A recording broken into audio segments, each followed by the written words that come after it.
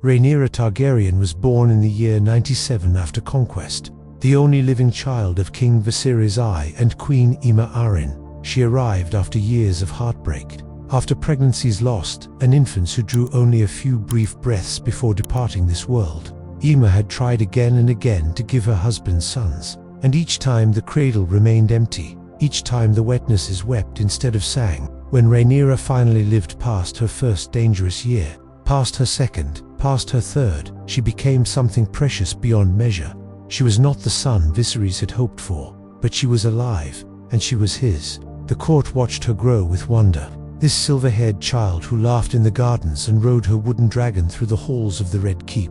In a world that measured worth by the ability to inherit and rule, Rhaenyra existed in a strange space, cherished but not quite enough, loved but not the heir her father needed. Still, for her early years, she knew only affection, only the warmth of being the king's daughter, the center of her parents' world, in ways that would never quite come again.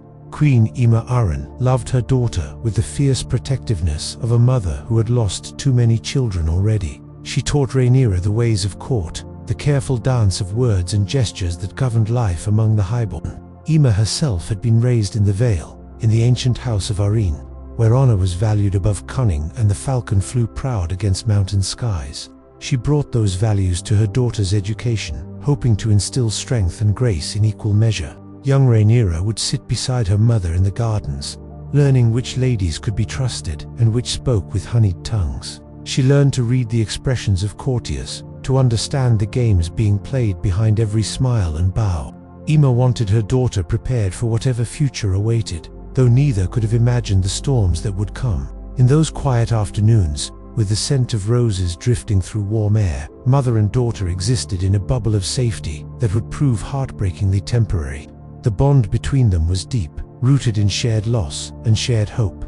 And when Aemma looked at Rhaenyra, she saw not just a daughter but a miracle, a child who had survived when so many had not. The year 105 after conquest brought shattering change to young Rhaenyra's life. Her mother, Queen Aemma, once again found herself with child. And this time there was hope it might be the son Viserys so desperately wanted. But the birth went terribly wrong. Aemma labored for hours, then days, her strength fading as the baby refused to come. The maesters gathered around Viserys with grave faces and spoke of choices, of cutting the child free to save its life, even if it meant the queen would be lost. Viserys, desperate for a son, made his decision. Aemma Arryn lost her life in that birthing bed, her body opened by maesters' knives as she screamed and then fell silent. The baby boy they pulled from her lived only a single day. They named him Byalan, after Viserys' father, and he was buried beside the mother he had never truly known. For Rhaenyra, only 8 years old, the world fractured. Her mother was gone, the woman who had been her teacher and protector and friend. The halls of the Red Keep, once filled with her mother's gentle presence, now echoed with absence. The child who had been so cherished suddenly found herself navigating court alone, mourning a loss too vast for her young heart to fully comprehend. In the aftermath of such profound loss, King Viserys faced a realm without a clear heir. His brother Daemon was next in line, but Daemon was wild and unpredictable, beloved by the city watch, but feared by the council. The king's advisors whispered concerns, painted pictures of the chaos Daemon might bring if he inherited the crown. And so, in a decision that would reshape the history of Westeros, Viserys made an unprecedented choice. He named his daughter Rhaenyra as his heir, as Princess of Dragonstone, the first woman ever to hold that title. She was only 8 years old when the lords of the realm gathered to swear their oaths to her. One by one they knelt, these powerful men who ruled vast territories, and they pledged to support her claim when her father died. The ceremony was magnificent, filled with pageantry and solemn vows. Rhaenyra stood small but straight-backed, her silver hair gleaming in candlelight, and received the homage of the realm. It seemed like the dawning of a new age, a moment when tradition bent to necessity and love. But those oaths, spoken so freely in 105, would prove hollow when the time came to honor them. The seeds of the Dance of Dragons were planted that day, though no one knew it yet. The realm had sworn to a girl child, and some would remember, and some would conveniently forget. Young Rhaenyra grew into her role as heir, with determination and grace that earned her a beloved nickname throughout the realm. People began calling her the realm's delight, for she was beautiful and charming, quick to smile and generous with her attention. She had inherited the classic Valyrian features of her house: silver gold hair that fell in waves down her back, and purple eyes that seemed to shift between lavender and violet depending on the light. Court musicians composed songs about her beauty, and common folk gathered just to catch a glimpse when she rode through the city streets. She was everything a princess should be: educated and accomplished, able to speak on matters of history and law with surprising insight for one so young. Her father doted on her, and she had the best tutors the realm could provide. She learned High Valyrian and the intricacies of governance, studied the histories of the Seven Kingdoms and the proud lineage of House Targaryen. But beneath the polish and the praise, Rhaenyra was also learning harder lessons. She was learning that being heir meant being watched constantly, judged constantly, held to standards that seemed to shift like sand. She was learning that smiles in court often hid daggers, and that her position, for all its glory, was built on foundations more fragile than anyone wanted to admit. The bond between a Targaryen and their dragon is sacred, mysterious, deeper than mere companionship. For Rhaenyra, that bond was forged with a dragon called Syrax, named for a goddess of ancient Valyria. Syrax was magnificent, her scales the color of molten gold, shimmering yellow that caught sunlight and threw it back in dancing patterns. She was not the largest dragon in the world, but she was fierce and loyal, and she responded to Rhaenyra's commands with the precision that came from years of partnership. When Rhaenyra climbed onto Syrax's back and took to the skies, she was transformed. No longer the watched princess, no longer the heir who had to measure every word and gesture. She was simply a dragon rider, free in the vast emptiness of air. They would fly over Blackwater Bay, over the rooftops of King's Landing, sometimes all the way to Dragonstone, that ancient seat of Targaryen power rising from volcanic rock in the narrow sea. Up there, with wind rushing past and the world spread small below, Rhaenyra could breathe. She could forget the weight of expectations and the whispers that followed her through court. Syrax represented her power, her Targaryen heritage made manifest in muscle and flame. The dragon was proof that she belonged to the blood of old Valyria, that she carried the legacy of Aegon the Conqueror in her veins. Together, rider and dragon were formidable, a symbol of what Rhaenyra might become as queen. When Rhaenyra was still young, perhaps her closest companion at court was a girl named Alicent Hightower, daughter of the king's hand, Otto Hightower. The two were close in age and often kept each other company during the long hours of court life. They would walk together in the gardens, sharing confidences and dreams the way young girls do. Alicent was thoughtful and pious, often reading from religious texts or visiting the sept for prayer. Rhaenyra was more spirited, more willing to break small rules and test boundaries. Yet despite their differences, there was genuine affection between them. Or so it seemed in those early years. They were allies in a court dominated by older men and their political games. When Rhaenyra mourned her mother, Alicent offered comfort. When Alicent felt overwhelmed by her father's expectations, Rhaenyra provided escape. They represented hope, perhaps, that the next generation might rule with wisdom and friendship guiding their hands. But that hope would curdle into something bitter and poisonous. The friendship would not survive the choices being made by ambitious fathers and the cruel mathematics of succession. What began in girlhood laughter and shared secrets would end in war, in hatred so deep that forgiveness became impossible. But in those early days, before everything shattered, they were simply two girls navigating a complex world, finding solace in each other's company, unaware of the roles they would play in each other's destruction.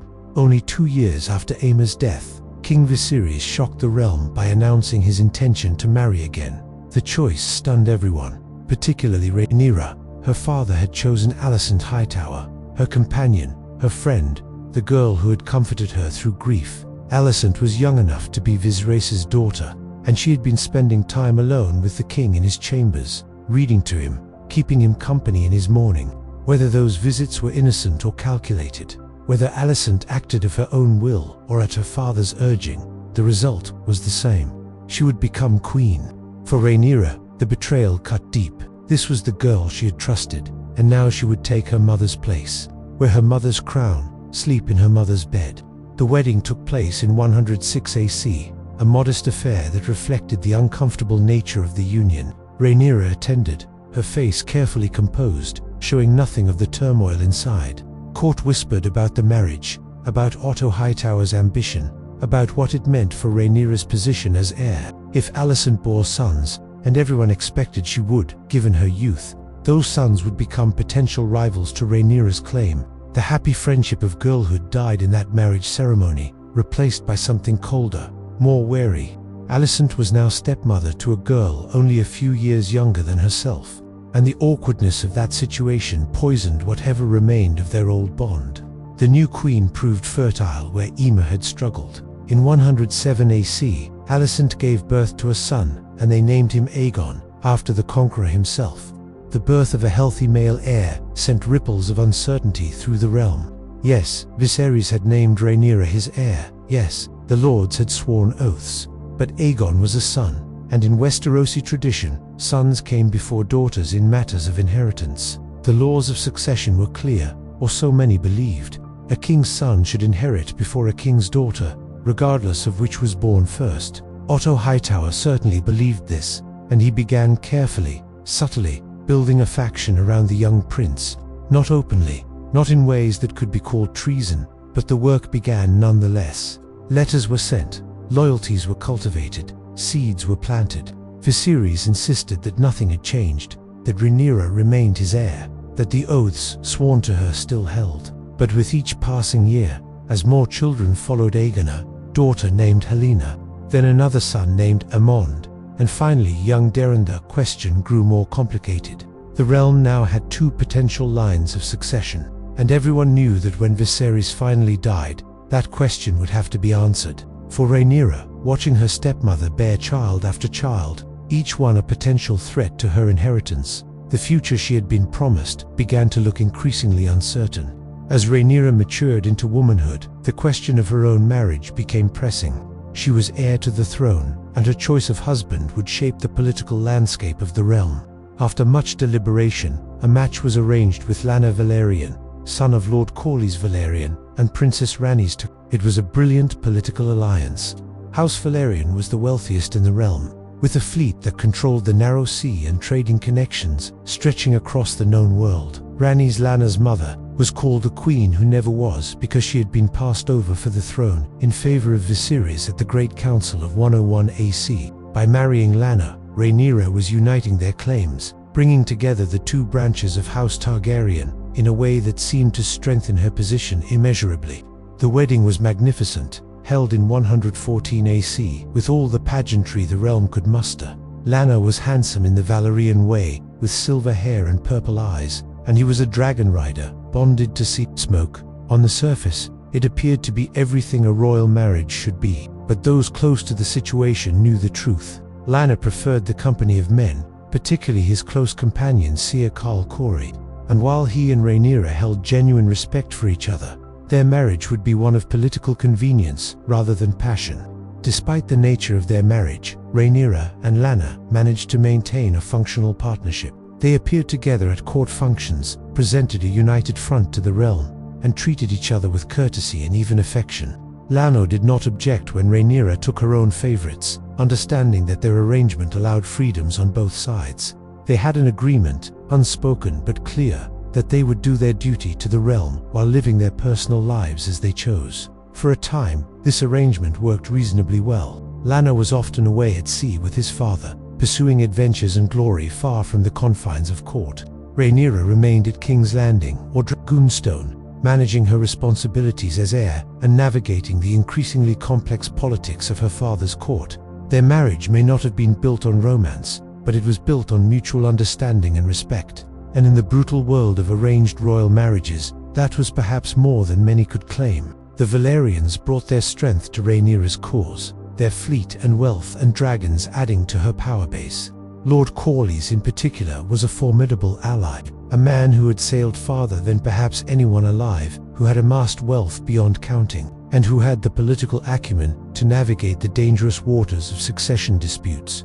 In the years that followed her marriage, Rhaenyra gave birth to 3 sons. They came in quick succession: Jacuris in 114 AC, Lucerys in 115 AC, and Joffrey in 117 AC. They bore the name Velaryon, and they were acknowledged by Lana as his sons, but anyone with eyes could see the truth. The boys did not have the silver hair and purple eyes of Valyrian blood. Instead, they had brown hair and brown eyes, and they bore a striking resemblance to Seer Harwin Strong, the heir to Harrenhal and the commander of the City Watch. Whispers spread through court like wildfire. Rhaenyra's children were bastards, people said, born of adultery, strong boys passing as Valyrians. The implications were devastating. If the boys were illegitimate, they could not inherit, and Rhaenyra's own claim to the throne was stained by the scandal. Alicent Hightower seized on the rumors, using them to argue that Rhaenyra was unfit to rule, that she had dishonored her marriage vows and tried to pass off bastards as true-born heirs. Viserys refused to hear such talk. He insisted the boys were legitimate Valyrians, and he threatened punishment for anyone who dared suggest otherwise. But his denials could not erase what people could see with their own eyes. The question of the boys' parentage would haunt Rhaenyra for the rest of her life, a weapon her enemies could always wield against her, a stain that no amount of royal decree could wash clean. Seer Harwin Strong, called Breakbones for his immense strength, was a man of considerable honor and reputation. He came from an old and powerful house, and he served as commander of the City Watch, responsible for keeping order in King's Landing. He was also, by all accounts and appearances, the father of Rhaenyra's 3 eldest sons. The relationship between Harwin and Rhaenyra was conducted with discretion, but discretion could not hide the obvious physical evidence of their connection. Harwin was devoted to Rhaenyra and protective of the boys, treating them with the open affection of a father, even though he could never claim them publicly. The situation was dangerous for everyone involved. If Viserys had acknowledged the truth, he would have been forced to act against his daughter. If Alicent could prove the adultery conclusively, Rhaenyra's position would collapse entirely. So everyone played their parts in an elaborate fiction, pretending not to see what was plain as day. This charade continued until 120 AC, when Harwin and his father, Lord Lionel Strong, perished in a fire at Harrenhal. The official story claimed it was an accident, a tragedy of old stonework and bad fortune, but many suspected something darker, whispered that it was murder, that someone had decided to remove the evidence of Rhaenyra's indiscretion. Whether the fire was truly accidental or orchestrated by enemies at court, its effect was clear. Harwin was gone, and Rhaenyra had lost the man who had been her lover and the father of her children. The grief was real, but it had to be hidden, mourned in private rather than public, because to acknowledge the loss too openly would be to confirm what everyone suspected. The death of Rhaenyra Targaryen in 120 AC was another tragedy, or perhaps another convenient disappearance, depending on which account you believe. The official story claimed he died in Spicetown, attending a fair with his companion Carl Corey. Some say there was a quarrel, that swords were drawn and Lana fell. Others whispered that his death was staged, that he and Carl fled to the free cities to live openly as they could never live in Westeros, that the body burned beyond recognition was someone else entirely. The truth, like so many truths from this time, is lost to shadow and partisanry.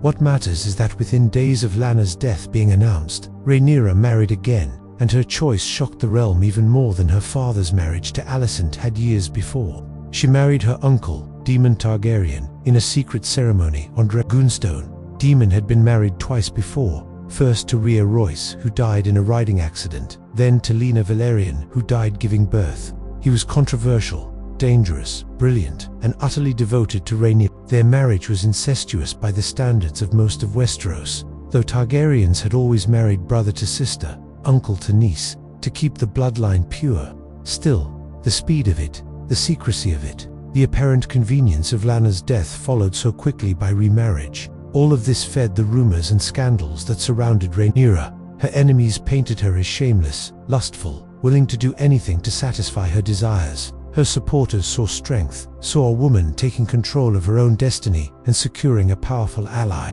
Daemon Targaryen was perhaps the most formidable warrior in all of Westeros, a man whose reputation preceded him like a shadow. He was a dragon rider, bonded to Caraxes, the bloodworm, a lean and vicious red dragon feared across the narrow sea. Daemon had fought in countless battles, had commanded the City Watch and turned it into a force that criminals feared, had warred against the crab feeder in the Stepstones and carved out temporary kingdoms. He was cunning, ruthless, utterly without sentiment when it came to his enemies. But with Rhaenyra, he was something different, devoted, protective, a partner in ambition and desire. Their marriage united two of the greatest dragon riders alive, two people who understood power and were willing to use it. Together, they had two sons. Aegon was born in 120 AC, named for the conqueror, with all the silver hair and purple eyes that marked true Targaryen blood. Then came Viserys in 122 AC, another son who bore the undeniable stamp of Valyrian heritage. These boys were insurance, in a way, proof that Rhaenyra could produce true-born children who looked like Targaryens, unlike the three strong boys whose appearance continued to fuel whispers. With Daemon at her side, Rhaenyra's position seemed stronger. She had a powerful husband, a growing family, the support of House Velaryon through Daemon's former marriage to Lena, and the strength that came from dragons and determination. But even as Rhaenyra built her power base at Dragonstone, tensions at King's Landing continued to simmer. Alicent Hightower had not been idle in raising her own children. Aegon, the eldest, was being groomed as a potential king, surrounded by tutors and advisors who whispered that the throne was rightfully his. He was dissolute and uninterested in ruling, preferring wine and pleasure to study and duty, but that hardly mattered to those who supported him. Helaena, his sister, was sweet and strange, given to cryptic utterances that some called prophecy. She married her brother Aegon in traditional Targaryen fashion, and she bore him children, continuing the bloodline. Aemond, the second son, was fierce and angry, driven by resentment after losing an eye in a childhood fight with Rhaenyra's son Lucian. That incident had deepened the divide between the two families, had shown that the children were learning their parents' hatreds and carrying them forward. Young Doran was away in Old Town, fostered with House Hightower, but he remained part of the equation, another potential claimant if things came to open conflict. The court was split into factions, Greens supporting Alicent and her children, Blacks supporting Rhaenyra. The colors came from a tournament years earlier, where Alicent had worn green and Rhaenyra black, and the realm had taken those colors as symbols of their allegiance. For years, this Cold War continued, with King Viserys desperately trying to keep peace between his wife and his daughter, insisting that all would be well, that the succession was settled, that everyone would honor his wishes when he died. But everyone could see the storm gathering. The island fortress of Dragonstone became Rhaenyra's seat of power, her refuge from the tensions of King's Landing. Built by Valyrian hands centuries before the conquest, Dragonstone rose from volcanic rock like a monument to dragon lords of old. Its towers were shaped like dragons, their mouths serving as windows and battlements, their wings carved into the stone itself. The island smoked with residual volcanic heat, and the air tasted of salt and sulfur. This was where Aegon the Conqueror had planned his invasion of Westeros, where dragons had been bred and raised for generations. Now it was Rhaenyra's stronghold, and she made it magnificent. The Great Hall held a carved dragon table, showing all of Westeros, where she could plan and strategize with her allies. The dragon pits below housed not just Syrax, but other dragons loyal to her cause. From Dragonstone, she could control the Gullet, the narrow passage between Dragonstone and the mainland, and her alliance with the Velaryons meant she commanded the seas. Here, surrounded by her children and supporters, Rhaenyra held court as the acknowledged heir to the throne. Lords came to Dragonstone to pay their respects, to pledge loyalty, to bind themselves to her cause. The castle was a statement of power and legitimacy, ancient Targaryen strength made stone. When Rhaenyra sat in the Great Hall with Daemon beside her and their dragons circling overhead, she looked every inch a queen, whether the crown had been placed on her head or not.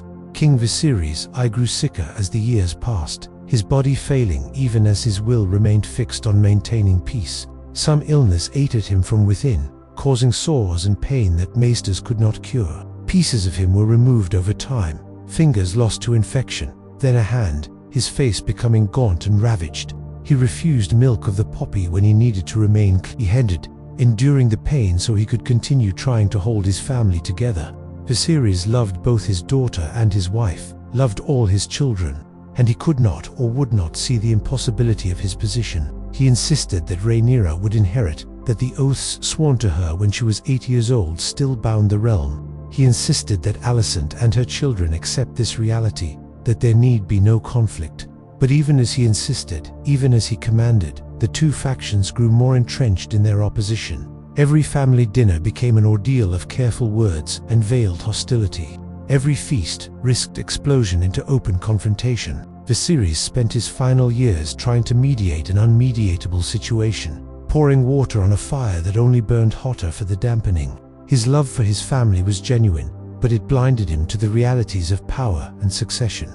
He wanted peace, wanted everyone to simply obey his wishes and get along, and he could not accept that his wishes alone would not be enough. The year 129 after conquest began, with Viserys still clinging to life, still insisting all would be well, still certain that his word would be honored after his death. But as summer waned and autumn came to King's Landing, the king's health deteriorated rapidly. He could barely walk, could barely see, the illness having taken so much of him that he was more corpse than man. Still he held on, perhaps knowing that his death would unleash the storm he had tried so desperately to prevent. When the end finally came, it came quietly, in his chambers, with Alicent at his bedside. The accounts differ on his final words, on whether he spoke of prophecy or simply drifted away in confused pain. What matters is that when the king died, Alicent and her father, Otto Hightower, made their move. They did not announce the death immediately. Instead, they spent precious days securing the Red Keep, placing their supporters in key positions, ensuring that anyone loyal to Rhaenyra was detained or controlled. The Hands network, carefully built over decades, activated. Guards loyal to the Greens took control of gates and walls. Ravens were prevented from flying to warn Dragonstone. The council met in secret, and plans that had been laid for years were finally set in motion. Only when everything was ready did they announce to the realm that Viserys I had died, and that his son Aegon would be crowned king. Aegon II Targaryen did not particularly want to be king. He was 22 years old, fond of wine and pleasure, uninterested in the burdens of rule. When his mother's supporters came to fetch him for his coronation, they had to search through the city's wine sinks and pleasure houses to find him. Some accounts say he resisted, said that his father had named Rhaenyra heir and that the oaths to her should be honored. But his mother and grandfather convinced him, or perhaps compelled him, and in the end he accepted the crown. The coronation happened quickly, with whatever pomp could be assembled on short notice. Aegon was dressed in black and red, the colors of House Targaryen, and the crown of Aegon the Conqueror was placed upon his head. The High Septon anointed him before a crowd of thousands gathered in the plaza before the Sept of Baelor. Many in the crowd cheered, though whether from genuine support or because armed men stood watching is unclear. Aegon raised the Conqueror's sword and swore to protect the realm, and with that, the usurpation was complete. There were now two rival claimants to the Iron Throne, and everyone knew that such situations could only end one way. The Dance of Dragons, that terrible civil war that would consume a generation and destroy so much of what made House Targaryen great, had begun. On Dragonstone, Rhaenyra received the news of her father's death and her throne's theft in the same terrible moment. The shock was profound, striking her like a physical blow. She had been her father's named heir for more than 20 years. Lords had sworn oaths to her. Viserys had insisted again and again that she would be queen. And now, days after his death, she learned that none of it mattered, that the Greens had moved against her, that Aegon wore the Conqueror's crown. The stress and shock sent her into premature labor. She was carrying a daughter, a child she had planned to name Visenya, after Aegon the Conqueror's sister wife. But the baby came too early, born dead, a tiny stillborn daughter who never drew breath. Rhaenyra's grief was compounded, her father dead, her throne stolen, and now her child lost as well. She lay in her chambers at Dragonstone, weak from childbirth and sick with loss, while her supporters gathered to decide what must be done.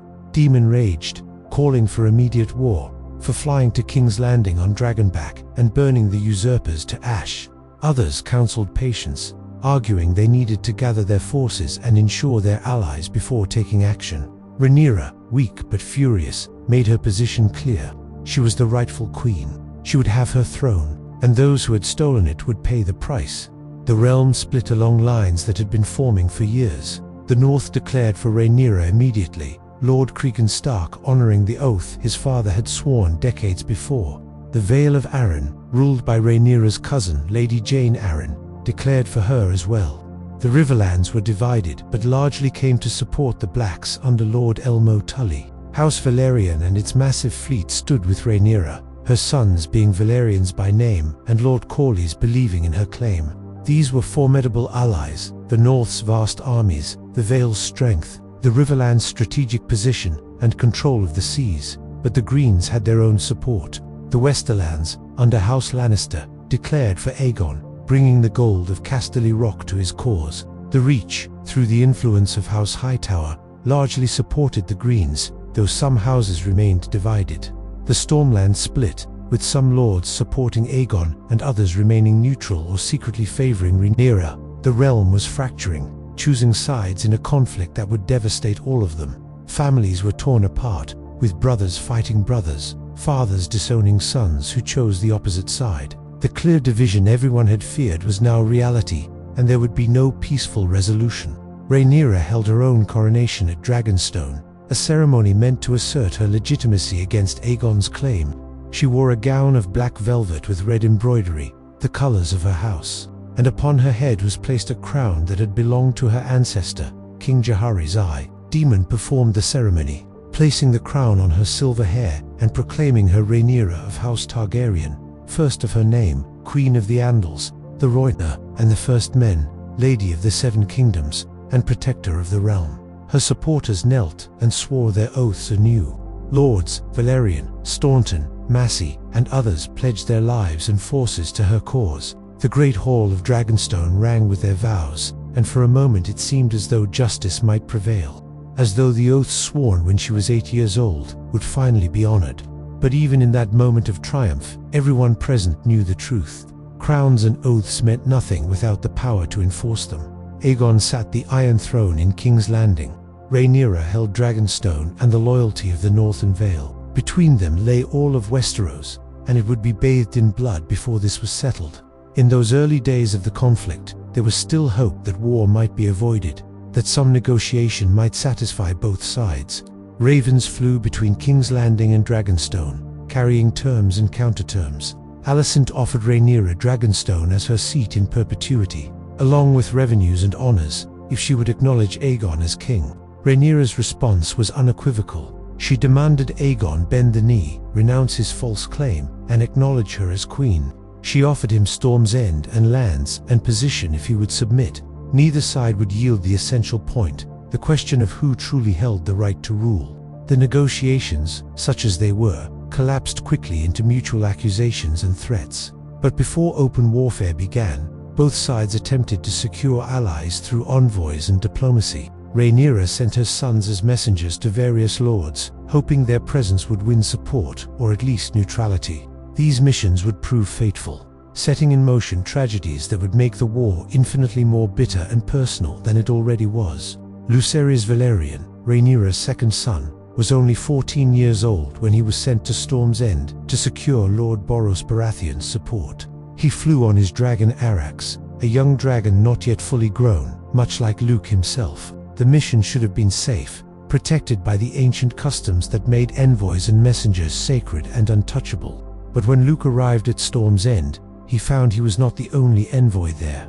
Aemond Targaryen, Rhaenyra's half-brother and Aegon's younger brother, had arrived earlier on Vhagar, the oldest and largest dragon in the world. Aemond was there, seeking the same alliance Luke sought. But more than that, Aemond had a personal grudge against Luke. Years before, when they were children, Luke had slashed Aemon's eye out in a fight, leaving him permanently disfigured and half-blind. The hatred between them was deep and personal. Lord Boros refused to let them fight in his hall, but when Luke left Storm's End to fly back to Dragonstone, Aemond followed. The older prince pursued the younger through storm-dark skies, Vhagar chasing Arax through clouds and rain.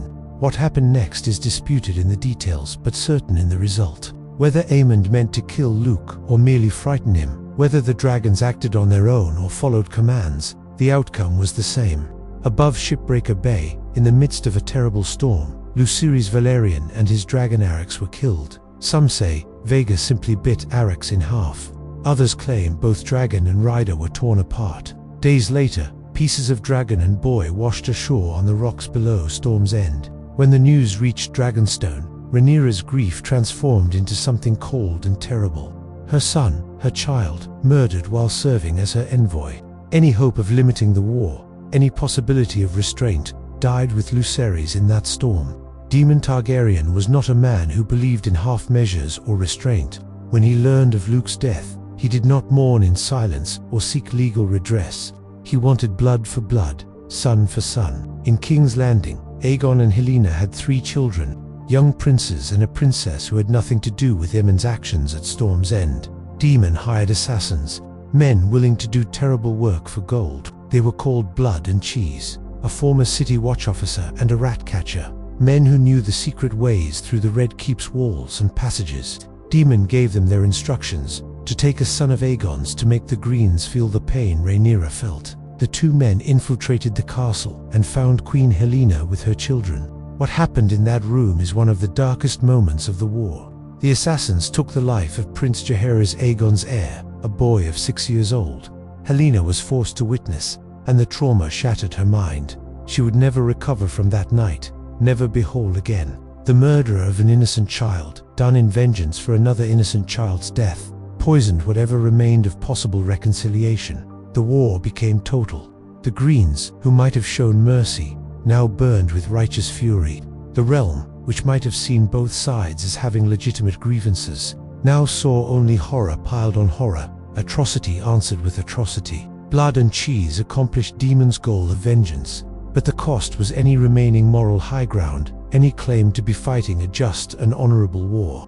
The war spread across Westeros like wildfire, with battles and sieges and dragon fights that became the stuff of terrible legend. At Rook's Rest, dragons clashed in the sky, and King Aegon himself was gravely wounded, his dragon Sunfire crippled, both barely surviving the encounter. Daemon took Harrenhal, that cursed castle in the Riverlands, and used it as a base to bring the Riverlords to Rhaenyra's side. Aemond, now serving as Prince Regent while his brother recovered, proved to be a brutal and effective military commander, but also one whose cruelty made enemies even among those who had supported the Greens. The fighting was vicious, with atrocities on both sides. Towns were burned, small folk slaughtered, the harvest destroyed. This was not a clean war of armies meeting in open field. This was total war, where everything and everyone became a target. Dragons, those magnificent symbols of Targaryen power, were dying. In battles between dragon riders, both beasts and riders often perished, falling from the sky in flames or locked in death grips. The commons, who had nothing to do with the succession dispute, suffered worst of all. Their fields were burned, their sons conscripted, their daughters violated, their homes destroyed. Winter was coming, and the war was ensuring that when it arrived, thousands would starve. To bolster her dragon forces, Rhaenyra made a desperate gamble. She called for dragonseed bastards with Targaryen blood, offering them the chance to claim dragons. Several succeeded. Hugh Hammer claimed Vermithor, Ulfwhite claimed Silverwing, Adam of Hull claimed Seasmoke after Lana's death. These low-born men suddenly found themselves dragon riders, wielding power they had never imagined possible. For a time, it seemed to strengthen Rhaenyra's position considerably. More dragons meant more military might, more ability to strike at enemies, more terror to hold over those who opposed her. But the decision would prove catastrophic. Men of low birth who suddenly gained such power were unpredictable, and their loyalties were untested. They had not been raised to understand the responsibilities that came with such strength, had not been educated in loyalty and duty the way high-born dragon riders were.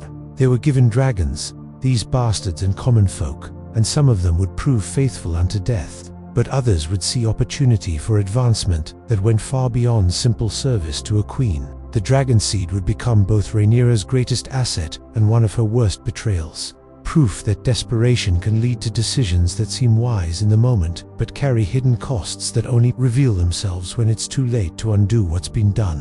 While armies clashed and dragons dueled, the death toll mounted on both sides. Rhaenyra's son, Joffrey, only 12 years old, lost his life in the chaos surrounding the storming of the dragon pit. Lord Corlys Valerian, the Sea Snake, was gravely wounded and captured, though he would eventually be released. Countless lords and knights fell in battle or were executed after capture. Houses that had stood for centuries were extinguished entirely, their bloodlines ended, their castles left to ruins.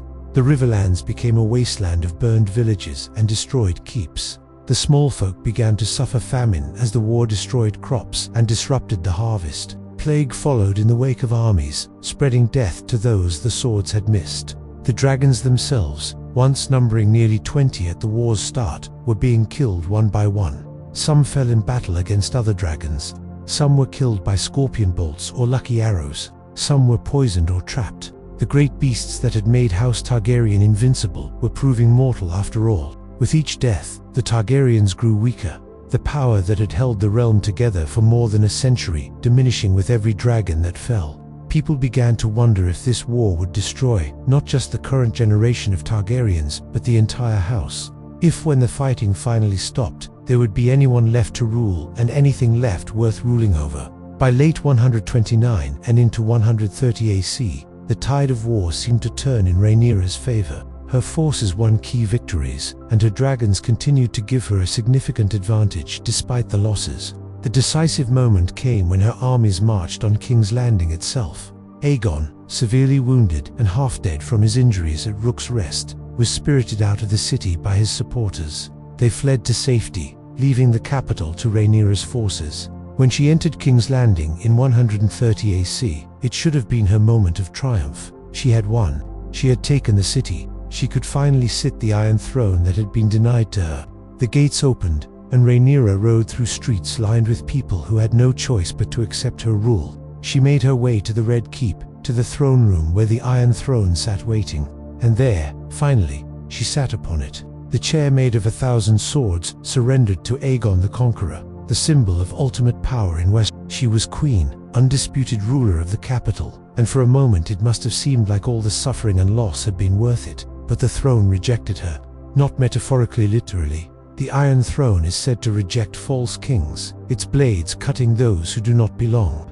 Rhaenyra cut herself on the throne's swords as she sat, and she would find that ruling from that seat was far different from winning it. Rhaenyra's reign in King's Landing began under difficult circumstances and only grew worse with each passing day. The city had been ravaged by war, its people exhausted and frightened. Food was scarce, trade had collapsed, and the royal treasury was nearly empty after funding Aegon's war effort. Rhaenyra needed money desperately to continue the fight against the remaining green forces, so she imposed heavy taxes on the population. She demanded payment from the wealthy merchants and noble houses, confiscated property from those who had supported Aegon, and instituted new levies on trade and goods. These measures were perhaps necessary from a military standpoint, but they were catastrophic politically. The people of King's Landing, already suffering, now saw their new queen as someone who took rather than gave, who demanded their coin while they went hungry. The taxes fell especially hard on those least able to pay, and resentment grew like poison spreading through the city's 7 hills. Where once Rhaenyra had been called the realm's delight, loved and celebrated, now she was becoming hated. Cruel nicknames began to circulate in taverns and markets, whispered insults that would have earned death if spoken openly, but spread nonetheless in the shadows. The matter of her 3 eldest sons continued to haunt Rhaenyra, even in her moment of supposed victory. Jacaerys, Lucerys and Joffrey had been acknowledged by Lana Velaryon as his sons, and King Viserys had insisted they were legitimate. But Rhaenyra, perhaps driven by grief over Luke's death and a desire to honor Jace properly, began to advance her sons into positions of power and authority. Jace, the eldest surviving son after Luke's death, was named Prince of Dragonstone and heir to the throne. This should have been uncontroversial, but everyone could see he bore no Valyrian features. The whispers that he was a bastard, a strong boy passing as Velaryon, grew louder. Rhaenyra's insistence on her sons' legitimacy while their appearance proclaimed otherwise made her seem either delusional or dishonest. Her enemies seized on this, using it as proof that she was unfit to rule, that she would lie about fundamental matters of succession, that if she could pass off bastards as true-born heirs, what else might she lie about? The question poisoned her reign from within. Even those who supported her cause felt uncomfortable defending the obvious fiction. It was one thing to support Rhaenyra's own claim to the throne based on her father's wishes. It was quite another to accept that brown-haired, brown-eyed boys should inherit after her, when Targaryen tradition demanded the silver hair and purple eyes of old Valyria. Rhaenyra's treatment of prisoners and those who had opposed her was harsh, and it further eroded what support she had in the capital. She ordered executions of lords who had fought for Aegon, seized their lands and wealth, and showed little mercy to those who begged for clemency. In war, such actions might be understood as necessary to secure power and prevent future rebellions. But the way the executions were carried out, the public nature of them, the sense that Rhaenyra was taking revenge rather than dispensing justice, all of this turned the commons against her. They saw a queen who seemed more interested in punishment than reconciliation. more focused on settling old scores than healing the realm's wounds. The people of King's Landing had lived through years of war, had suffered through shortages and fear, and they wanted peace and stability. Instead, they got higher taxes, more executions, and a queen who seemed increasingly isolated and paranoid. Rhaenyra's council was composed largely of those who had supported her from the beginning, men who told her what she wanted to hear rather than what she needed to know. She had few connections to the common people, little understanding of how her actions appeared to those outside the Red Keep's walls. She had spent years at Dragonstone, ruling as princess over a relatively small domain, ruling a capital city of hundreds of thousands. Managing the complex politics and economics of the realm's largest settlement proved to be beyond her experience and perhaps her capabilities. The loss of Syrax, Rhaenyra's beloved dragon, came during the catastrophic event known as the storming of the Dragon Pit. The Dragon Pit was a massive domed structure on one of King's Landing's hills, built to house the royal dragons. Several dragons were kept there during Rhaenyra's brief reign, including some of the younger beasts and those whose riders had fallen in battle. The people of King's Landing had grown to hate and fear dragons as symbols of the war that had destroyed their lives. Preachers and prophets began appearing in the streets, calling the dragons demons, saying that the suffering of the realm was punishment for the sins of those who rode them. A shepherd in particular gained followers, a man who preached that the dragons must be destroyed for peace to return. The mood in the city grew ugly, dangerous. Then, one night, the mob formed. Thousands of people, armed with whatever weapons they could find, marched on the Dragon Pit. What began as religious fervor became a massacre. The mob broke into the Dragon Pit and attacked the dragons there. The great beasts fought back, of course, breathing fire and crushing dozens with their jaws and claws, but they were outnumbered and trapped. Dragons that could have decimated armies in open sky found themselves confined in stone halls, being struck by hundreds of spears and axes. One by one, the dragons fell, and Syrax, Rhaenyra's golden dragon, the companion of her youth and symbol of her power, lost her life trying to defend her kin. The death toll among the mob was immense. Hundreds, or perhaps thousands, burned or crushed, but they succeeded in their terrible goal. The dragons were killed, and with them died much of Rhaenyra's power. When Rhaenyra learned that the mob had killed the dragons, including Syrax, her grief and rage knew no bounds. She had lost her dragon, her companion since childhood, the creature that represented everything she was as a Targaryen. But more than personal loss, the deaths of the dragons meant a catastrophic shift in military power. Without dragons, Rhaenyra's advantage over her enemies evaporated. She ordered brutal reprisals against those who had participated in the storming of the Dragon Pit. Hundreds were arrested, and many were executed. But the damage was done. The people of King's Landing now hated her completely. Where there had been resentment, there was now open loathing. The city that should have been her greatest source of strength had become hostile territory. She could not walk the streets safely. She could not trust the people to support her, and worse, she could not trust all of her own forces. The Dragonseed, those lowborn men she had elevated to dragon riders, were proving unreliable. Some remained loyal, but others saw opportunity in the chaos. With most of the dragons dead and Rhaenyra's position weakening daily, ambitious men began to calculate whether staying loyal to a failing queen was in their best interest. The betrayal at Tumbleton was one of the cruelest blows Rhaenyra suffered. Hugh, Hammer, and Ulf, White, both Dragonseed she had raised from nothing and given dragons, turned their coats. They were supposed to be defending the town of Tumbleton from green forces, but instead they betrayed Rhaenyra's army to the enemy and declared themselves kings. Hugh proclaimed himself king of the Reach and the Riverlands, while Ulf claimed royal blood and rights of his own.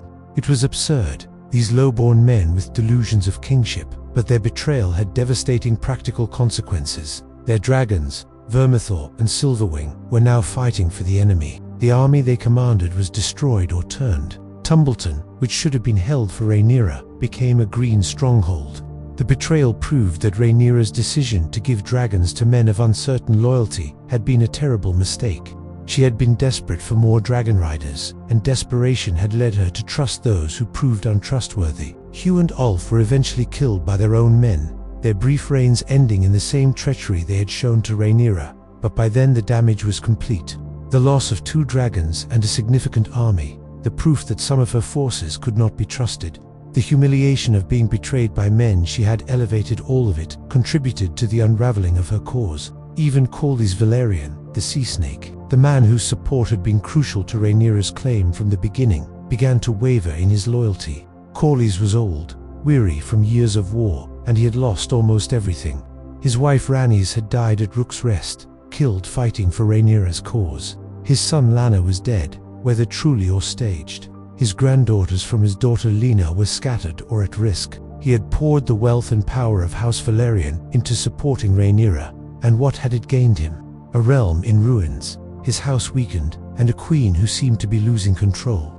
Corlys began to counsel caution, to suggest that perhaps some accommodation with the Greens might be possible, that perhaps the war had gone on long enough. Rhaenyra saw this as near betrayal, another crack in the foundation of her support. She grew increasingly paranoid, seeing enemies everywhere, trusting fewer and fewer people. Her isolation became nearly complete. Daemon was away fighting in the Riverlands. Her sons who survived were young, unable to provide the kind of counsel and support she needed. The lords who had sworn to her were dying in battle or reconsidering their oaths, and the city that surrounded her was openly hostile, waiting for any sign of weakness to rise up against her. The final catastrophe in King's Landing came swiftly, with dragons dead and the population rebellious. With her support crumbling and her enemies regrouping, Rhaenyra's position in the capital became untenable. Aegon, despite his terrible injuries, was being brought back toward King's Landing by his supporters. Fresh armies were marching, and within the city itself, plots were forming to open the gates to Green forces or simply to murder the queen in her bed. Rhaenyra's advisors warned her that she could not hold the city, that to stay would be to die. She had ruled as queen in King's Landing for barely half a year, and now she had to abandon the throne she had fought so hard to claim. The retreat from the capital was chaotic and humiliating. She gathered what wealth and supporters remained loyal, and she fled back to Dragonstone, the island fortress where she had been princess for so many years. The city she left behind erupted in celebration at her departure. The commons who had once called her realm's delight now cheered her going, relieved to be rid of the queen who had brought them nothing but taxes and terror. It was a complete reversal of fortune, a fall from seeming victory to ignominious flight, and it marked the beginning of the end for Rhaenyra's cause. Dragonstone should have been a refuge, a place where Rhaenyra could regroup and rebuild, but the castle was no longer the secure stronghold it had been. Many of her supporters were dead or scattered.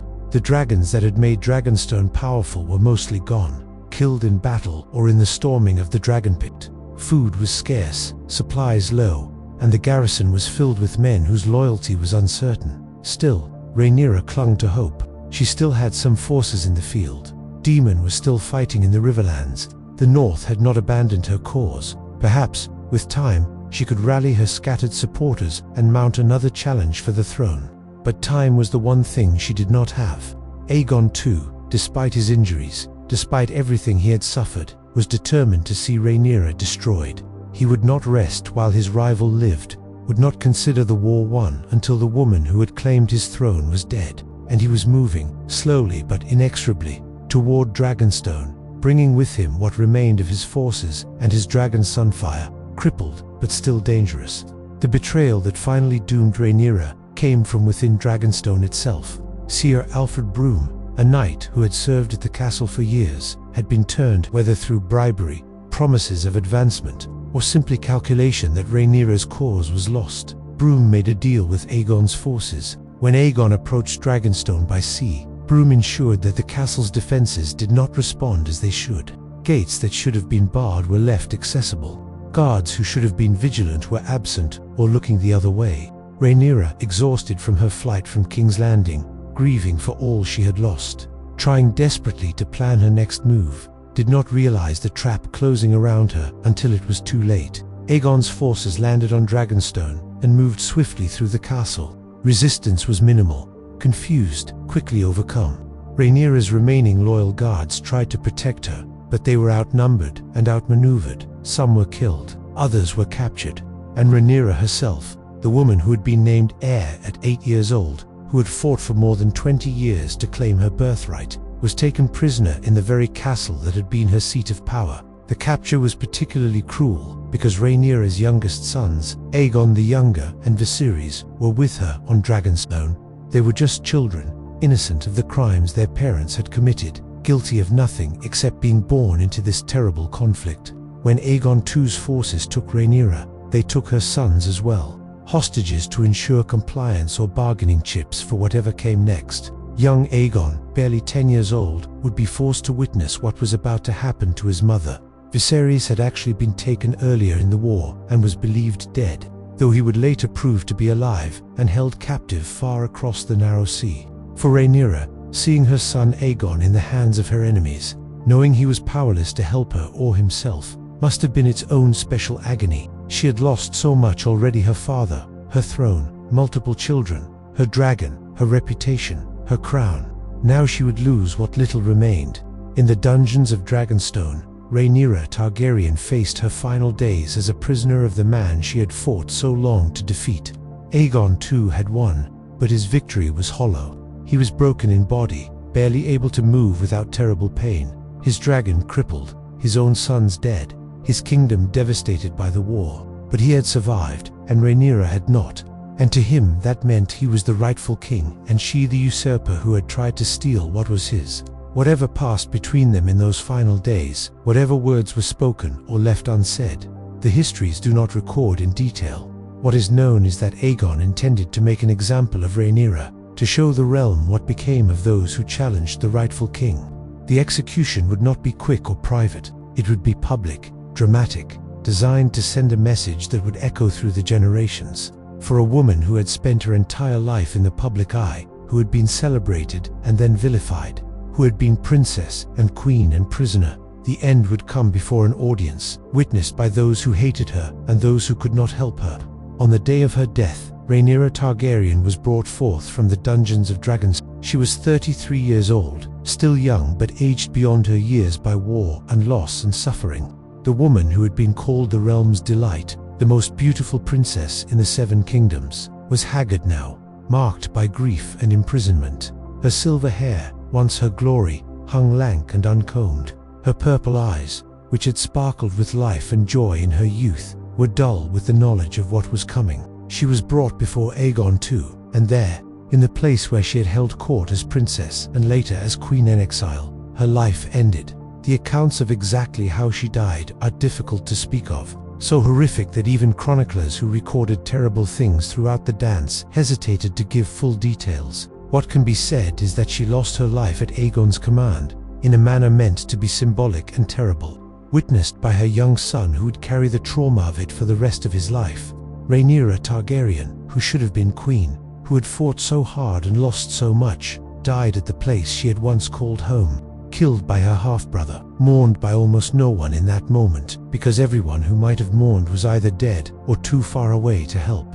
The death of Rhaenyra did not end the war immediately, though it removed one of the two rival claimants. Fighting continued for some months more, as forces that had supported Rhaenyra either surrendered, were destroyed, or fought on for her sons. Aegon to himself would not survive long to enjoy his victory. He died under mysterious circumstances, possibly poisoned by his own men who were tired of war and wanted peace, barely half a year after Rhaenyra's execution. In the end, the succession that caused so much bloodshed and destruction was resolved in favor of Rhaenyra's line, after all. Her son Aegon III, the boy who had been forced to witness his mother's death, became king at age 11. He would reign for decades, but he would never smile again, earning the nickname the Dragonbane and the Broken King. The war had destroyed him as thoroughly as it had destroyed his mother, just in a different way. He had survived physically where she had not, but the cost of that survival was every bit as terrible.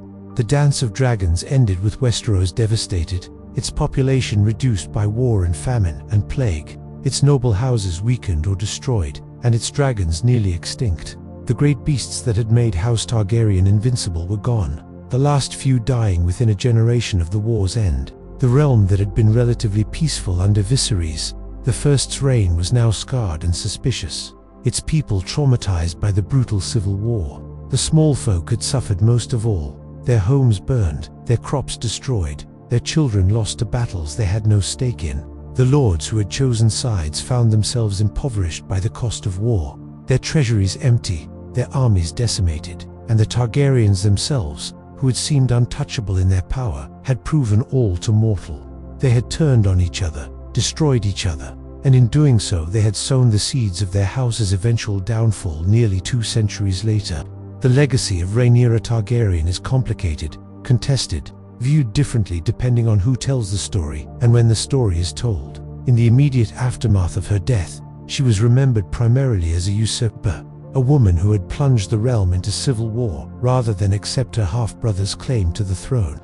The histories written during the reign of Aegon III, her son, were more sympathetic, presenting her as the rightful heir who had been denied her birthright by ambitious men who placed their own interests above the king's expressed wishes. Later, chronicles tried to present a more balanced view, acknowledging that both sides bore responsibility for the catastrophe, that the Dance of Dragons was a tragedy born of competing claims and ancient prejudices rather than simple good versus evil. What cannot be disputed is the cost. The war killed tens of thousands directly, through battle and execution and massacre. It killed far more through famine and disease that followed in the wake of the armies. It destroyed the dragons that had been the foundation of Targaryen power, and it established a precedent of Targaryens making war upon Targaryens that would haunt the dynasty for generations to come. History remembers that Rhaenyra was named heir by her father, King Viserys I, and that hundreds of lords swore oaths to uphold her succession. These are facts that cannot be erased or minimized. Viserys had the right to name his heir, and he chose his daughter over his sons by Alice. He never wavered in this choice, never withdrew his support for Rhaenyra, even as tensions grew and the potential for conflict became obvious. The lords who swore those oaths in 105 AC promised to honor Rhaenyra's claim when Viserys died, and many of them broke those oaths when the time came. Some broke them out of genuine belief that male succession should take precedence over the king's wishes.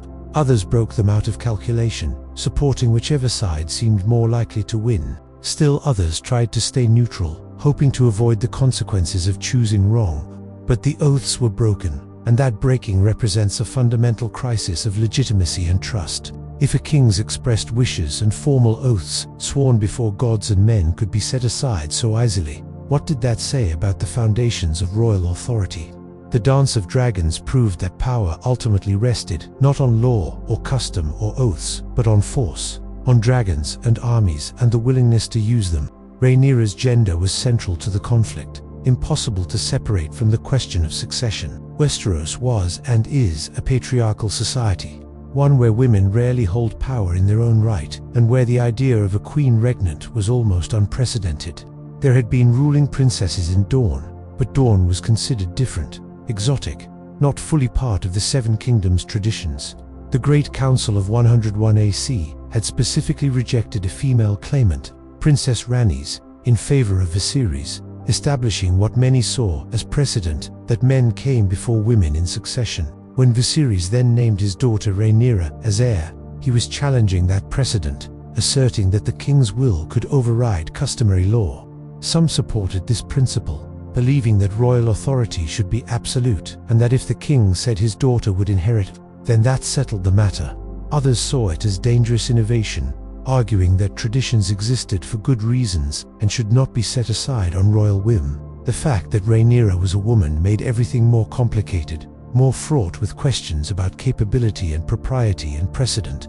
If she had been born male, there would have been no succession crisis, no Dance of Dragons, no question about her right to inherit. But she was not male, and that single fact of biology shaped everything that followed. The question of Rhaenyra's fitness to rule became tangled with the question of her son's legitimacy in ways that further undermined her position.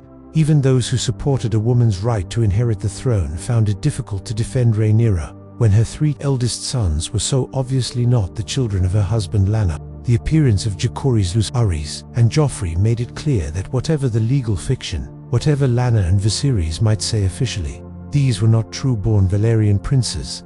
They were almost certainly the sons of Harwin Strong, born of adultery, bastards being presented as legitimate heirs. This gave Rhaenyra's enemies powerful ammunition. They could argue that she was not just claiming rights she did not deserve based on her sex, but that she was also trying to place bastards in the line of succession, which violated every principle of inheritance and legitimacy. Rhaenyra's supporters were forced into uncomfortable positions. either defending an obvious lie or trying to argue that the parentage did not matter as long as Lyanna acknowledged the boys. Neither position was particularly strong, and the controversy over the strong boys weakened Rhaenyra's claim significantly, making it easier for lords to justify breaking their oaths to her. The personal tragedy of Rhaenyra's story lies in the gap between what she was promised and what she received, between the future that seemed assured in her youth and the reality that unfolded. She was 8 years old when her father named her heir, when the realm's most powerful lords knelt before her and swore to support her succession. For more than 20 years, she lived as Princess of Dragonstone, heir apparent, preparing to be queen. She married as her father wished, allied with powerful houses, bore children, learned statecraft, did everything that was expected of her. And then, when the moment finally came, when her father died and she should have ascended the throne, everything was taken from her. The promises meant nothing. The oaths were broken. The crown was given to her half-brother. And when she fought to claim what had been pledged to her, she was called usurper and traitor. The betrayal must have been profound. The sense that all those years of preparation and sacrifice had been for nothing. That the words spoken with such solemnity when she was a child were revealed as empty air. She lost her father, her throne, her children, her dragon, her reputation, her freedom, and finally her life. All in pursuit of a crown she had been promised but never allowed to keep. The cost of the Dance of Dragons extended far beyond the direct participants. The small folk of Westeros, who had no voice in the succession dispute and no stake in whether Rhaenyra or Aegon wore the crown, paid the highest price. Their villages were burned by marauding armies and dragonfire. Their crops were destroyed or seized to feed soldiers. Their sons and fathers were conscripted into forces fighting for causes they barely understood, dying in battles that meant nothing to them personally. Their daughters and wives faced violence from soldiers on both sides. 4 armies in Westeros did not distinguish carefully between enemy combatants and civilian populations. When winter came after the war, as it always does eventually in Westeros, thousands starved because the war had destroyed the harvest and killed the farmers who might have planted new crops. Plague followed famine, as it so often does, spreading through populations weakened by hunger and trauma. The commons who survived the war emerged broken, impoverished, traumatized, with no faith in the nobility that had brought such suffering upon them. The seeds of resentment planted during the dance would grow over generations, contributing to the common folk's willingness to support rebellions against Targaryen rule in later years. The dragons themselves were perhaps the war's most significant casualties in terms of long-term consequences for House Targaryen. Before the dance, there were nearly 20 dragons of various sizes and ages, making House Targaryen effectively invincible. No combination of conventional forces could stand against multiple dragons, which meant the Targaryens could rule without question, their power unchallengeable. The dance killed most of these dragons. Some fell in combat against other dragons, locked in aerial battles that ended with both creatures plummeting from the sky. Some were killed by lucky shots from scorpions or arrows. Some were slain in the storming of the dragon pit by mobs armed with nothing but desperation and numbers. By the war's end, only a handful of dragons remained, and most of those were young or sickly. The last Targaryen dragon would die during the reign of Aegon III, Rhaenyra's son, barely a generation after the dance ended. Without dragons, the Targaryens became just another noble house, powerful perhaps, but no longer possessing the overwhelming force that had kept the Seven Kingdoms united. The loss of the dragons was the beginning of the end for House Targaryen, though it would take another century and a half for that end to finally come. Aegon III, Rhaenyra's son, who witnessed her death and then became king, embodied the trauma of the dance in human form. He was crowned at age 11, a child king inheriting a devastated realm and a broken dynasty. He had watched his mother die in horrific fashion, had seen his brothers killed in the war, had lost everything that might have made childhood bearable. The experience marked him permanently. He never smiled, not once in all his long reign, earning the nickname Aegon the Dragonbane, because the last dragon died during his time as king. He married and had children because it was his duty, but he took no joy in it. He ruled competently, but without enthusiasm, going through the motions of kingship while remaining emotionally distant from everything around him. When people looked at Aegon III, they saw the cost of the Dance of Dragons made flesh, a living reminder of what civil war does to the innocent, how the conflicts of parents destroy their children. His reign lasted decades, long enough to begin healing some of the realm's wounds, but Aegon himself never healed. He remained broken until his death, a melancholy king ruling over a melancholy kingdom. Ironically, the succession ultimately passed through Rhaenyra's line rather than Aegon II's. Aegon II died without surviving sons. His children had all been killed during the war. When he died, his nephews through Rhaenyra inherited. Aegon III was followed eventually by his sons, who in turn were followed by their descendants. Every Targaryen king who followed the Dance of Dragons traced their lineage back to Rhaenyra, not to Aegon II. In that sense, Rhaenyra won the war. She did not survive to see it concluded. Her bloodline continued on the Iron Throne, while her rivals ended. Generations later, when maesters and historians looked back, they could argue that the dance proved Rhaenyra had been the rightful heir all along, since the gods clearly favored her line over Aegon's. But this was cold comfort to Rhaenyra herself, who never lived to see her descendants vindicated, who died believing she had lost everything.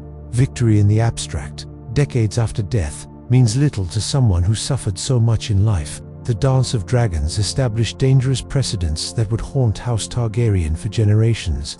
It proved that Targaryens could make war on other Targaryens, that dragon could fight dragon, that the house could tear itself apart over succession disputes. Before the dance, there had been Targaryen conflicts, but nothing approaching this scale of civil war. After the dance, the precedent existed. Future generations would remember that when there was a disputed succession, the solution was not negotiation or law, but force of arms. The Blackfire rebellions, which would plague the realm a century later, were directly inspired by the dance, with bastard Targaryen lines challenging the legitimate succession, just as Aegon II had challenged Rhaenyra. The pattern repeated, war after war, each time weakening the house further, each time making it clearer that the Targaryens were not the invincible dynasty they had seemed during the conquest, but rather humans subject to all the same weaknesses and failures as any other house. The mystique of Targaryen exceptionalism, the idea that they were different and special and chosen by gods, died along with the dragons in the dance. Rhaenyra's relationship with power is worth contemplating as the centuries have passed and historians have had time to analyze her reign. She was raised to expect power, told from childhood that she would be queen, educated in statecraft and governance. But she was also a woman in a society that did not easily grant power to women, which created a fundamental tension throughout her life. She had to be strong enough to claim and hold the throne against those who would deny her, but not so strong that she appeared unwomanly or threatening to the patriarchal order. She had to prove she could rule, but doing so required her to act in ways that her enemies could characterize as inappropriate for a woman. When she imposed taxes to fund her war, she was called greedy and grasping. When she executed prisoners, she was called cruel and vindictive. Similar actions by male rulers might have been seen as necessary and strong, but from Rhaenyra they were evidence of unfitness to rule. The double standard she faced was impossible to navigate successfully. No matter what she did, her enemies would find ways to use her gender against her, to argue that her actions proved women should not hold power. The personal losses Rhaenyra suffered, piled one upon another throughout her life, are staggering to contemplate. She lost her mother in childhood, a trauma that shaped everything that followed. She lost the friendship of Alicent, who became her stepmother and rival. She lost 3 children during the War Usuries, killed by Aemond, Joffrey dying in the storming of the Dragon Pit, and the infant Visenya, stillborn from the shock of her throne being stolen. She lost Syrax, her dragon, the companion that had been with her since youth. She lost Harwin Strong, the man who fathered her eldest sons and whom she likely loved. She lost her reputation, transformed from realm's delight to hated queen. She lost her crown not once but twice, first when it was stolen by the Greens, then when she had to flee King's Landing in disgrace. She lost her freedom when she was captured on Dragonstone, and finally, she lost her life, executed at age 33 by the half-brother she had fought for so long. Each loss compounded the previous ones, building a weight of grief and trauma that would have crushed many people. That she continued fighting as long as she did speaks to her determination, her refusal to simply accept defeat and fade away. But determination alone was not enough to overcome the forces arrayed against her. The question of whether Rhaenyra would have made a good queen is impossible to answer with certainty. She never had a real chance to rule in peacetime. to show what kind of monarch she might have been without war and crisis. Her brief reign in King's Landing was consumed by the urgent need to fund her war effort, to punish traitors, to secure her position against enemies who remained active. She made mistakes during that time, imposing harsh taxes, showing little mercy, failing to win the support of the common people. But these mistakes were made under extreme pressure, in a situation where there were perhaps no good choices available. Would she have been different in peacetime, after the war was won and the realm was secure?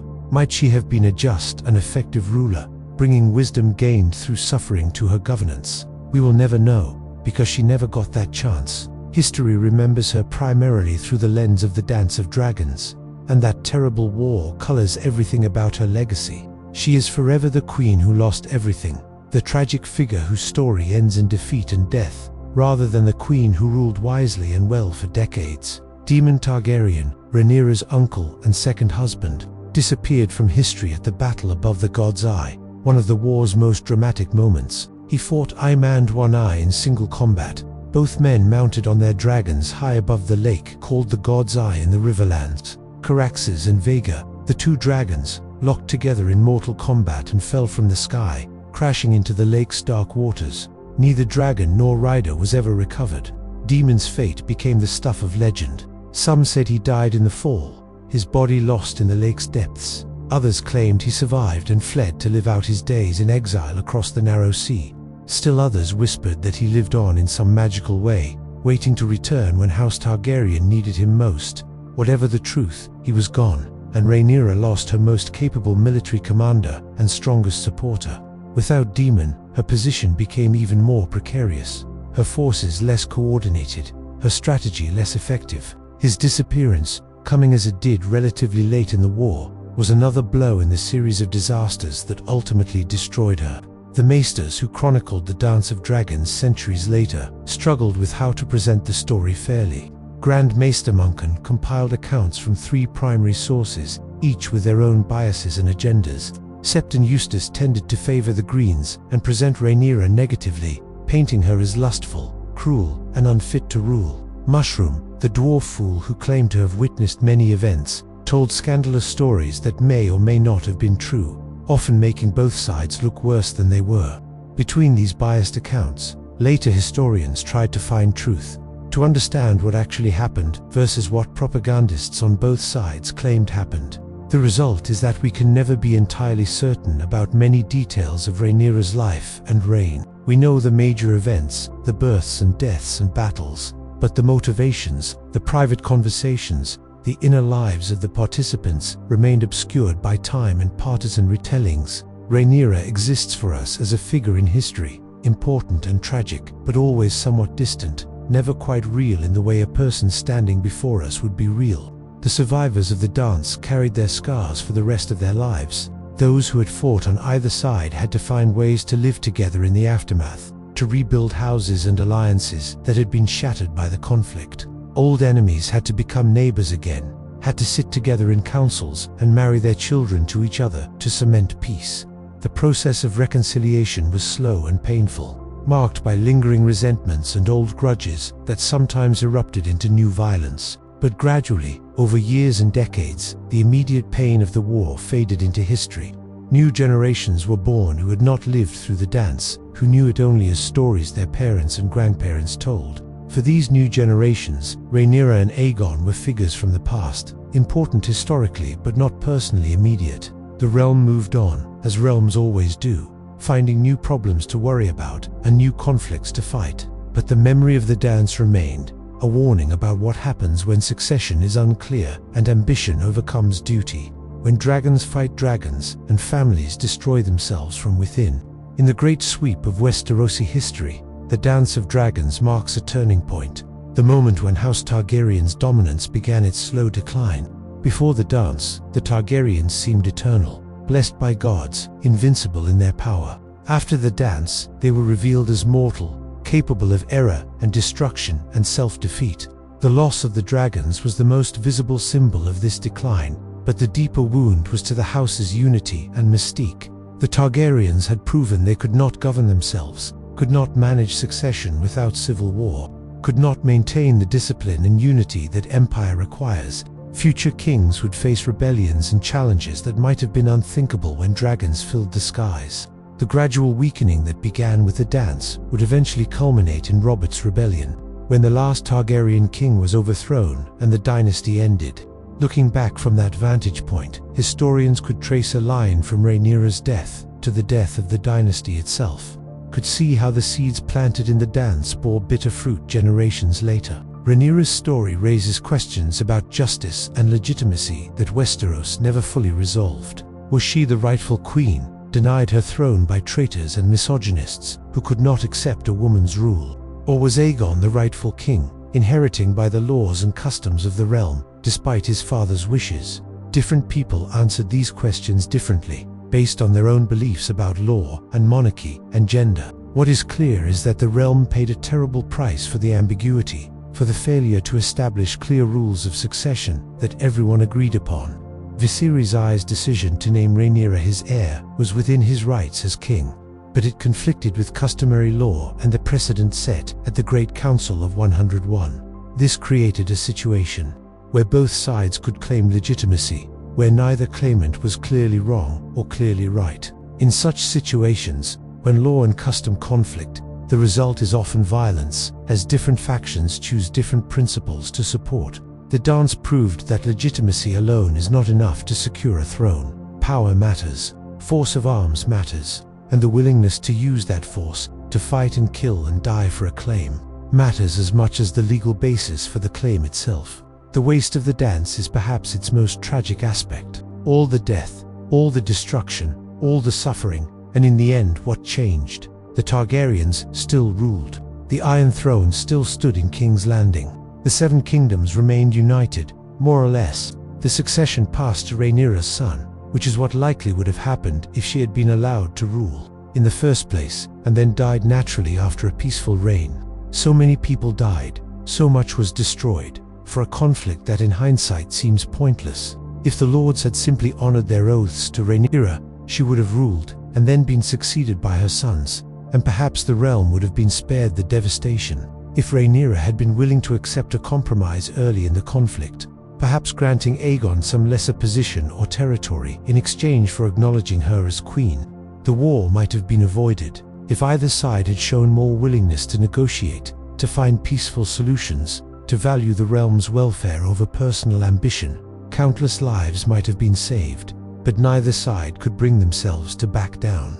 Each convinced of the righteousness of their cause, each willing to burn the realm to ash rather than admit defeat.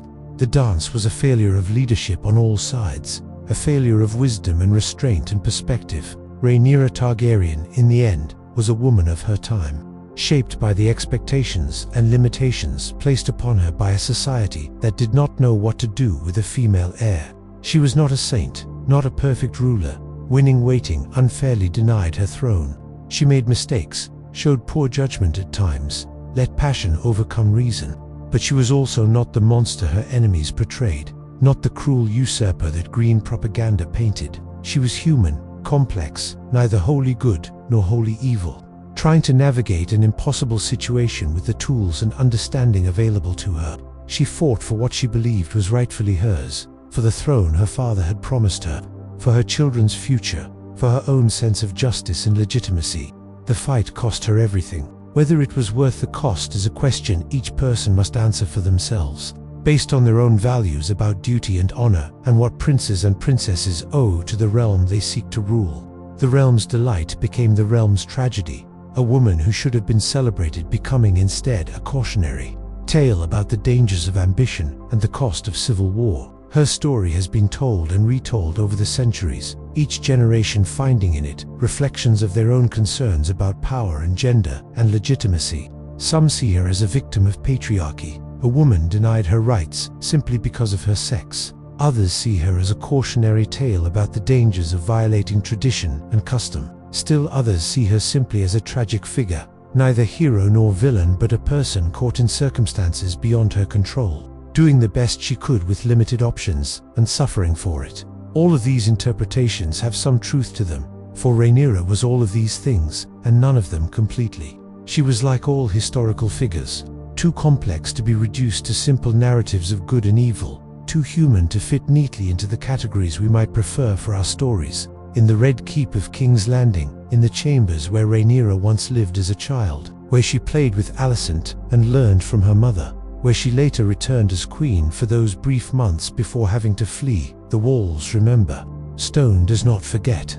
The Iron Throne remembers the woman who sat upon it and bled from its 1,000 swords. Dragonstone remembers the princess who ruled there for so many years, who raised her children in its volcanic halls, who died in its dungeons. The dragon pit, rebuilt after the mob destroyed it, stands as a monument to the dragons that were killed there, including Syrax, all across Westeros, in castles and towns and battlefields. The memory of the dance lingers like smoke after fire has passed. The realm recovered, eventually, but the scars remained, visible to those who knew where to look. A reminder of how quickly peace can collapse into war when ambition and honor and competing claims all collide. Rhaenyra Targaryen lost everything, just as the title of her story suggests. She lost her mother, her father, her friend who became her enemy, her children, her dragon, her throne, her reputation, her freedom, and finally her life. Each loss built upon the previous ones, creating a cascade of tragedy that seems almost unbearable to contemplate. Yet she endured, kept fighting, kept hoping, even when hope seemed foolish and fighting seemed futile. There is something admirable in that persistence, even if it ultimately led to her destruction. She refused to simply accept the theft of her birthright, refused to fade quietly into obscurity, refused to let her enemies write the final chapter of her story without fighting for her own version. The fight did not save her, did not bring her victory, did not even preserve her reputation in the immediate aftermath, but it ensured that she would be remembered, that her story would be told, that future generations would know that once there was a woman who claimed a throne and fought a war and lost everything in the attempt. Her story echoes down through the centuries, a reminder that power is never given freely, that those who seek it must be prepared to pay terrible prices, and that sometimes even total commitment and absolute determination are not enough to overcome the forces arrayed against you. The queen who lost everything is also, in a strange way, the queen who gave everything, sacrificing all she had and all she was for a cause she believed in, for a throne she believed was rightfully hers. Whether that sacrifice was noble or foolish, whether her cause was just or mistaken, whether her legacy is one of inspiration or warning, these are questions each person must answer for themselves. What cannot be questioned is the magnitude of what she endured and the depth of what she lost. Rhaenyra Targaryen's story is tragedy in its purest form. The fall of someone who reached for greatness and found only suffering, who should have been queen and instead became a symbol of everything that can go wrong when ambition, tradition, and the simple accident of gender collide in a world that does not know how to reconcile them. Her tale ends not in triumph but in death, not in victory but in defeat, not with her on the throne but with her son sitting it instead. Broken by what he witnessed, ruling over a realm still bleeding from the war his mother's claim had sparked. And yet she is remembered, and her story is told. And in that remembrance there is perhaps a kind of immortality, even if it is not the kind she would have chosen.